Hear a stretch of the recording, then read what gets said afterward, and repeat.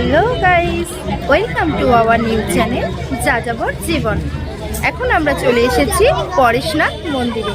তো চলো বন্ধুরা, এই মন্দির আমরা ঘুরে দেখি।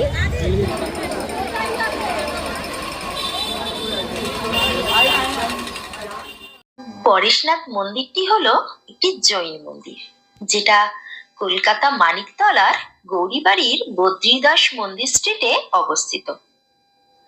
ভারতের একটি প্রধান পর্যটন আকর্ষণ।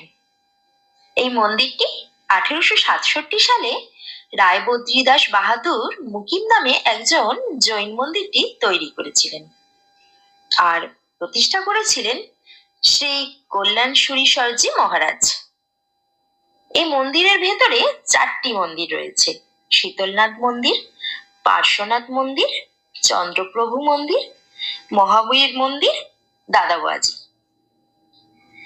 এই মন্দিরের একটি বিশেষ আকর্ষণ হলো একটি প্রদীপ 157 বছর ধরে একইভাবে জ্বলে যাচ্ছে। এই মন্দিরটি 1935 সালে গভর্নমেন্ট থেকে পুরস্কার পেয়েছে। পুরো মন্দিরটি মার্বেল ও কাঁচের কাজ দিয়ে সজ্জিত। তার সাথে ফুলের বাগান আছে, নানা রকম ফুল গাছে ভর্তি পুরো মন্দির চত্বরটা। তার সাথে একটা ছোট্ট জলাশয়ও আছে, তার মধ্যে বিভিন্ন রকম মাছ আছে। সবকিছু মিলিয়ে খুব সুন্দর প্রাকৃতিক দৃশ্য, দারুণ। ফ্যামিলি নিয়ে যাওয়ার জন্য খুব ভালো। কেউ যদি বিকেল বিকেল চলে যাও, খুব সুন্দর লাগবে। তার সাথে আরো একটা কথা বলে দিই, মন্দিরটা খোলে হচ্ছে সকাল 7টায় আর বন্ধ হয় দুপুর 12টায়। আবার বিকেল 3টেয় খোলে আর বন্ধ হয় সন্ধ্যে 7টায়। সন্ধ্যে 6:30 আরতি হয়।